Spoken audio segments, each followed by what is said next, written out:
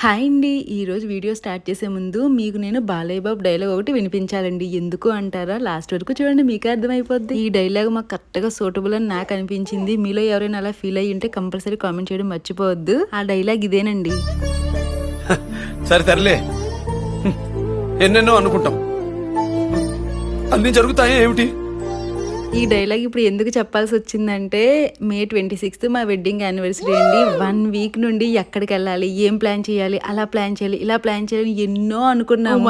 Weekend లో కూడా చాలా ప్లాన్స్ వేసుకున్నామండి. గూగుల్లో సెర్చ్ చేసి మరి చాలా విజిటింగ్ ప్లేసెస్ నోట్ డౌన్ చేసుకున్నాం. ఎక్కడికి వెళ్ళలేదు. గోల్డ్ సూక్ అనుకున్నా, అట్లీస్ట్ బంగారం అన్నా కొనిస్తారేమో మా హస్బెండ్ అనుకున్నాను.